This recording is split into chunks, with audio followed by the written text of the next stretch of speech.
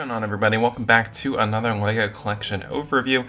For today's video, we are of course going over everything that I bought in the month of October and also taking a detailed look at everything that has changed in my LEGO collection for the month of October. There were a lot of changes this month. It was mostly focused around making space for the UCS Venator, as I feel like that has just been a must-have for LEGO Star Wars fans for ages, and they finally made a set and I had to have it in the collection, so we changed a bit up because of that. And I did get a few new sets, some of which include the LEGO Ideas Sanderson Sisters Cottage from Hocus Pocus, and I did get the spooky Pirate Island set as a gift with purchase with the UCS Razor Crest, which looks nice. So two kind of new Halloween sets, and then I did get a few new Halloween minifigures as well. I rebought the Plant Monster from Series 14, and I decided to display some of my older Series 14 minifigures on the Haunted House as well, and I think it really brought a lot of life into that Haunted House display.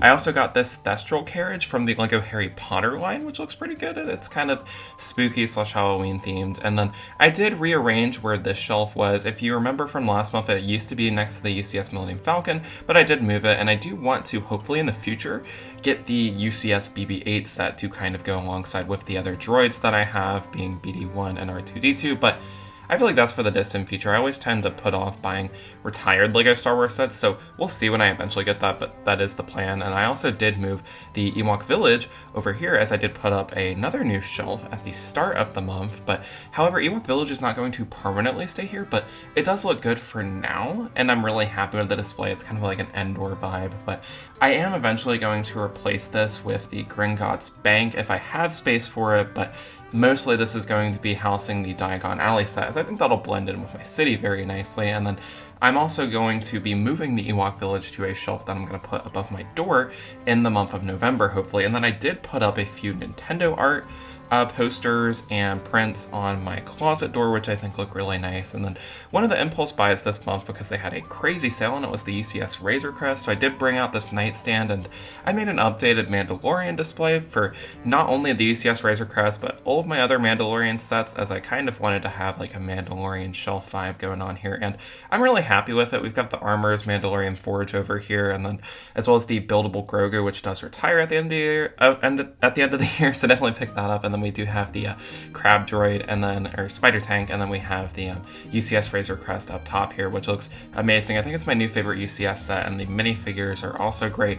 There is the printed, or not printed, sticker piece for the plaque, and we've got Mando and Grogu, and the actual Razor Crest looks so impressive. It is way bigger in person. Having never seen this in person, once I finished building it, I was like genuinely shocked at how much detail they were able to put into this set and just how big it is. I'm very happy I was actually able to fit it in my collection, and from all angles it just looks fantastic, and I think it's a great addition to the LEGO Star Wars collection, and it was always one of those sets that I wanted but didn't think I'd have space for it, so it's good to have it in the collection now. And then I also did get this custom Boba Fett art, which is made from pieces from the Batman art set, and then I did rearrange the Darth Vader and 332nd Trooper to go better with Boba Fett.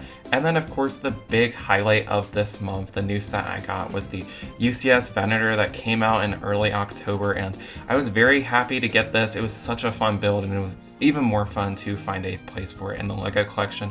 It came with a printed display plaque and a printed Clone Wars plaque, and I've got some of the Clone Trooper command stations underneath it towards both sides, and I think it's a really nice display piece, and I think it's definitely one of my favorite LEGO Star Wars sets, though I feel like I like the UCS Razor Crest slightly more, though the Venator is still phenomenal, and I've got it next to my UCS gunship, and I think it makes for a perfect display piece. I really am happy with it, and I also had to rearrange a lot of my LEGO Star Wars sets this month, so we've got kind of a new Clone Wars display right here with the 501st Battle Pack, Anakin's Jedi Interceptor, and the Coruscant Guard gunship, which I do have underneath the UCS gunship, which I thought looked really nice. So very proud of that placement. And then we do have some other Clone Wars sets and Episode 2 sets. And then I do still have the Turbo Tank and the ATTE. This is one of the few Star Wars shelves that remained unchanged. And then I do have this kind of Season 7 of Clone Wars shelf. We've got the Duel on Mandalore all the way to the side here, as well as the 332nd Troopers Battle Pack. And then I've got the Mandalorian Starfighter up here, and then we have the new 501st Battle Pack. And then I did make a new stand for the Bad Batch Attack Shuttle this month, so I've got that displayed over here. And then below this, I have a new kind of dark side display here. I made a new stand for the Justifier and for General Grievous's Starfighter. And you can see we've got the Droid Tri-Fighter off to the side here. So it's the Justifier, which takes up most of the shelf space here. We've got the ATTE from 2020, and then we have General Grievous's Starfighter and, of course, the Bounty Hunter gunship from Star Wars The Clone Wars. And then moving on, I have my Mandalorian display. This is the stuff that did not fit on the new shelf. I have the Dark Trooper Attack, now posed with the Light Cruiser, which I think looks really great. It's kind of like the interior of the Light Cruiser and then the actual Light Cruiser next to it. And then I do have the Imperial Armored Marauder all the way off to the right, which I think looks good too. And I was also able to free up some space next to Jabba's Palace. So maybe I'll put some of the new 2024 LEGO Star Wars sets right there, but who knows? I haven't really planned anything yet. And then we also have, I moved the Slave 1 up on the sail barge shelf, so I think that looks really nice. Was able to free up some space for that. And that's everything that's kind of changed with the Star Wars section. I'm very proud of the changes that I was able to make for this month, and let's go ahead and get into just the rest of my LEGO collection. And starting off my desk, I have my prequel Star Wars minifigure shadow box. I've got various Jedi from the Clone Wars era, as well as some other protagonists like Padme, and then we've got some of the Clone Troopers and Chancellor Palpatine. And then new to this month, I did get Poggle the Lesser in this shadow box, who I'm happy to have. And then we also have my Clone Wars / Bad Batch / Star Wars Rebels shadow box, and I did add the Bad Batch to it this month, and then some other characters like Embo, and I'm very happy with this display. I just need to add Thrawn and Ahsoka to it from Star Wars Rebels, and then we have my original trilogy shadow box, which hasn't changed. I think I added the Imperial Spy, but that's about it. This has kind of remained consistent over the last month, but I'm really happy with all of these. And one thing that is really cool about all of them is they are able to light up. I've got them in this kind of purple color for Halloween because it kind of gives off this like spooky vibe, but normally I have it in light blue. And then we also have the Tatooine Homestead right here, as well as my stand that I use for my TikTok videos. And then on top of my minifigure shadow boxes, we do have the Tantive 4, which looks really nice, one of my favorite LEGO Star Wars sets, and I've got this wild style McDonald's cup on my desk too. And then right above this, I have another kind of shelf. This is for more of the LEGO Creator Expert and LEGO Ideas sets. I've got the T2 camper van right here. Behind it, I have Emmett's Constructo-Mech, though that is temporary. I do plan to get a display riser and place the Back to the Future DeLorean set over here, as I think that'll be good. And I'm a big Back to the Future fan, so I would like to see the set in my collection. And then this is also where I have all of my collectible minifigures, just the unlicensed themes, and I've got various ones from Series 1 up until Series 6, or I think it's Series 15, actually, are the ones that I have in this display case, and I'm very proud of it. I did add a few minifigures to it last month, but I think it's complete, and I wouldn't really add anything to it now. And then I also have the LEGO Ideas Home Alone set, which looks really nice. I'm especially excited for this set. I'm going to try and showcase it more in the next few months as we are heading into the Christmas season. But amazing set, but we are still in the Halloween season as of recording this, so let's take a look at some of my Halloween stuff. I've got the Monster Fighters Haunted House, as well as the Stranger Things Upside Down, which is one of my favorite sets. It's so unique. And then we also have the Ghostbusters Ecto 1, kind of the Creator Expert set that they did. And then here's a look at these two shelves. They're right above my desk, and they house some of my favorite LEGO sets in my collection. And then also by my desk, I have the Harry Potter house banners. I just have the Gryffindor and Ravenclaw ones. Those are the two houses that I associate with. And then I also have this Clone Wars poster right here. And then here is the temporary spot for the Ewok Village, which is right next to my LEGO City. And let's go ahead and take a look at my LEGO City display, as I am very proud of it. I'm excited to add the museum modular building. It's rumored we're getting a museum next year, so I'm excited to expand to fit that in the collection. I'm going to have to extend the shelf by a few inches, but here's a look at some of the modular buildings that I currently have. I also have the Goat Boat on top of Assembly Square. I think my favorite out of all of these is definitely the Detective's Office. It's definitely my most nostalgic modular building, as I always wanted it as a kid, and I now finally have it.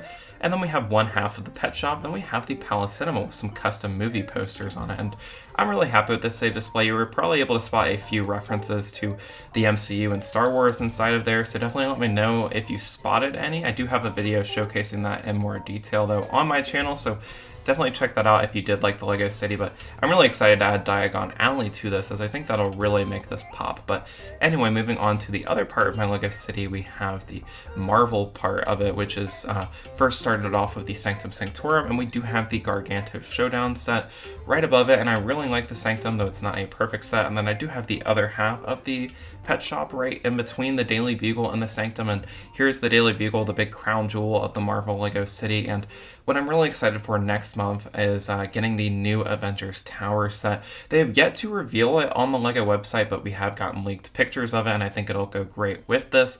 So I'm very excited for that. It's probably one of my most hyped sets of the year, but that's my Lego City, so let's go ahead and move on. I do have this Star Wars The Empire Strikes Back poster on my door, as that is my favorite Star Wars movie, and I do have this orange puffle and a art print from the Lego VIP program on top of here. And then let's move on to everything that is on my TV stand, starting off with the Ninjago display.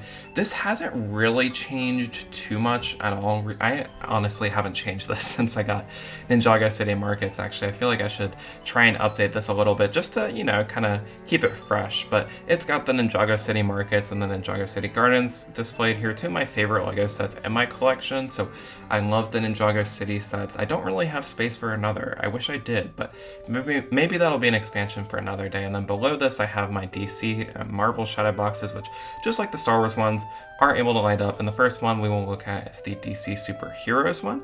And the first two rows of this have some of the Teen Titans and Bat Family minifigures. A new addition this month is Bumblebee and then the Wonder Twins. And I also added Hawkgirl to the display this month. So a few subtle updates to this display. Nothing too crazy though. Next we have the DC Supervillains, and I did add a Hugo Strange minifigure to this all the way to the right. So that's one of the few updates that I did end up doing for this one, but this has kind of remained consistent with last month's collection updates, so nothing too new here, but it is still one of my favorite displays that I have in my Lego collection. And we've also got my Lego Marvel display here, and this one has not changed a bit since I last showed it off, but it's still cool to show it off in case you didn't see the previous collection updates. I really like the minifigures inside of this one. I think my favorite is definitely Doctor Strange or Yondu, but there are a ton of great minifigures inside of that shadow box. And then on my the bottom shelf of my TV stand, I have some of my sitcom sets, including The Office, Seinfeld, and Central Perk. All great sets, though I feel like they get overshadowed a lot. And then I do have this Millennium Falcon rug, and then I have the UCS Millennium Falcon, which used to be my favorite set. Feel like now I kind of lean more towards the UCS Razor Crest, though that might be some recency bias. I'm not sure. We'll see in 6 months if it's still my favorite. But here's the UCS Razor Crest, or not, the UCS Millennium Falcon. Looks great. I have the plaque underneath it, as well as some minifigures, and below this I have my Imperial Probe Droid UCS set, and then the Snow Speeder from the Wampa Cave and the Snow Trooper Battle Pack. And it's kind of got like a Hoth setup here, and what I really want to do is get the UCS AT-AT maybe on May the 4th or some other time if they do a promotion on it, to put right there. That would fit in perfectly next to my other UCS sets. And then here's a brief look at the Star Wars stuff that I showed y'all earlier, just to get a good look at it all together. I'm very happy with this. One of the shelves I did not show because it did not change at all this month is my kind of Mustafar / Dark Side shelf. Then I do have my Brickheads collection right here, and then above this we have my Episode 4 display with the 2 dioramas and the Yavin 4 set that came out in August, and I have 2 of the other dioramas from Return of the Jedi and Empire above that, as well as a Mandalorian shelf and Jabba's Palace. And then here's another look at my Jabba's Sail Barge display, and then right above this I have, of course, the UCS Venator. I will take any opportunity to show this off, so here it is again. And then this is, of course, next to the UCS Republic gunship, which does retire at the end of the year, so definitely try and pick that up before it is gone. And then above this I have some of my Imperial ships right here. We've got the Transport Scythe, and then I've also got Han Solo on a Tauntaun next to one of my first Lego sets in my collection, which is the Hoth Wampa Cave. And we have some other Imperial vehicles, like some of the TIE Fighters. We have the AT-AT and the AT-ST. We've also got the Y-Wing, which I modified the stand a few months back, and then we have the X-Wing, as well as all of the Ahsoka sets and the Mandalorian Fang Fighter from Mandalorian Season 3, as well as Mandos and 1 Starfighter from Book of Boba Fett. So nice little display there. I really like how this looks. I don't really see myself changing this too much until the new year, but you never know, I guess. But I feel like that one particular section is very impressive. And then I also have my helmets. I do have every single LEGO Star Wars helmet that they have released. Unfortunately, I don't think they're going to release anymore, which kind of sucks, but right below this, I do have my Mos Eisley Cantina display, which looks really nice. I'd like to consider this finished because I have a lot of cool Tatooine minifigures posed with it, and it's a nice little scene, but I feel like I could add a little bit more to it, maybe a sand crawler in the future or Obi-Wan's hut. It feels like I couldn't make space for it, but I don't know, I always seem to find a way, so I would like to get either one of those sets in the future, but who knows. Here's what it looks like, kind of all displayed like this. Looks really great, one of my favorite parts of the Star Wars collection. And now that we're done with Star Wars, finally, yeah, that's like a big part of my collection, we're going to move into the superhero section, which first off, we have the 1989 Batmobile, one of my favorite Batman sets, and then that is followed by the Batcave Shadow Box that came out in June of this year, and it looks really nice. I've got a few other sets displayed with it too, such as the Batboat Harbor Pursuit with the Deathstroke minifigure, and we've got Killer Croc, and we have the Clayface from the LEGO Batman movie. I think it's a really nice display. I am very proud of that. Right above it from last month, I got the Black Panther bust, as it is on sale, and it was on sale when I bought it, and it does retire at the end of the year, so I'd highly recommend that set. It's actually pretty good. And then we also have the UCS Hulkbuster from 2018, the Infinity Gauntlet, and then the kind of UCS style Thor's Hammer, which does retire at the end of the year, so definitely pick that one up too. And then I have the new Captain America shield, the Eternals, and Arishem Shadow, and then I have some Guardians of the Galaxy sets all the way to the left, and I'm really proud of that kind of top UCS Marvel shelf. I think I consider that to be complete. I don't really have any room to make any more additions. And then I also have the Jim Lee Batman art and the 1989 Batwing down here. Both are very nice sets in the collection. I also have the display plaque right beneath the Batwing with the 3 minifigures that are included in that set. And then next up, here is a little look at the Batman art and the Batwing next to each other. I think they look great. I do want to add the Spider-Man wall art to this eventually, though I'm not sure when I'll get that. I'm not really rushing to go get it, but it is something that I want to add in the nearby future, but who knows. Anyway, though, we have our Iron Man shelf here with the Nano Gauntlet and the helmet, and then I've also got my Hall of Armor right here, as well as the Hulkbuster and Ironmonger Mayhem. Below this, we kind of have a Spider-Man display. I've got the Web Warriors Bridge Battle, as well as the No Way Home Final Battle and Miles Morales' car, because he needs a car for some reason. And then below this, I have the X-Men display with the X-Jet from 2014, as well as Series 1 and Series 2 of the Marvel CMFs. I've built a custom display stand for those, which I think looks great. And then I do have the Venom head. I would like to get the Carnage head, but who knows if I'll have space for that. And then I also have my Avengers Endgame display down here, which I am very proud of. I have the new diorama as of August right here on the very edge of the shelf. Then I do have the Endgame Final Battle from 2021, as well as Thor's New Asgard, and in the center I have the Black Panther Dragonflyer, and I really like this shelf. I would consider this complete, though I might swap out the Dragonflyer for another set in the future, who knows. And then below this I have kind of a random Marvel shelf of the Wolverine and Ghost Rider mechs, the Quinjet, and the Black Panther Wakanda Forever set. I forget what it's called, but I do have that there. And then on the very bottom I've got the Iron Skull sub, and then the War on the Water set from Wakanda Forever. And then this will transition us into some of my DC stuff. I've got the Dark Knight Trilogy tumbler, the UCS and minifigure scale versions of them. And then below this, I have my classic Batman minifigures, as well as the Bat from The Dark Knight Rises. And then I have the 2012 iteration of the Batcave, which looks really nice. And I'm very proud of this set. I especially like the Batman 1 minifigures. And then below this, I have my Arkham Asylum set from LEGO DC, which is probably my favorite DC set, or one of my favorites. I don't know if it's my favorite because there's so many good ones, but it is definitely up there. And I do have the Dynamic Duo Funhouse, and I really like this shelf. It's very nostalgic for me. It gives off like a Batman 2 vibes. And then below this, I have some of my Justice League sets with the Darkseid Invasion set that I got earlier in the summer. I've got the Batmobile from 2020, and then I've got the Joker Steamroller, as well as some Lex Luthor mechs and the Batwing. And then below this, I have my The Batman Batmobile, and then I have the classic TV series Batmobile and the Batman Batcave. This shelf is very dusty. I should definitely try and dust that soon, so please pardon the dust. But I do have a few LEGO books at the very bottom too. And then this will transition us into my LEGO Nintendo display, which I'm very proud of, and I'm excited to add some more sets to it. But here we have the Mighty Bowser, which is my least favorite out of the Nintendo sets I have, but it is still great, and he's playing the NES, which is actually my favorite of the 3 kind of UCS style Nintendo sets that I have.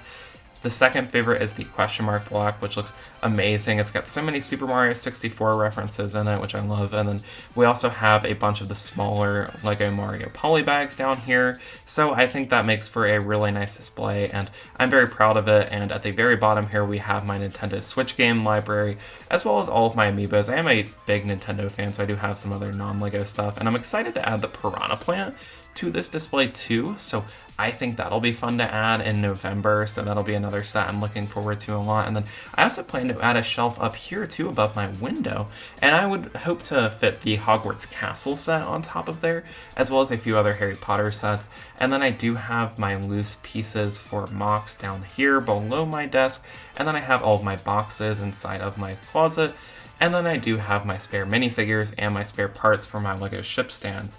But that is everything.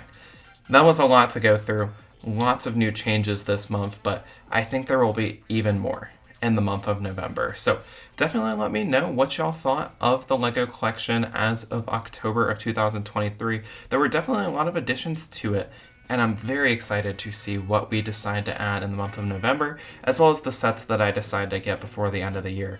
Anyway, though, that is all for today. Thank you guys so much for watching, and I will see you all in the next one. Peace out, y'all. Bye.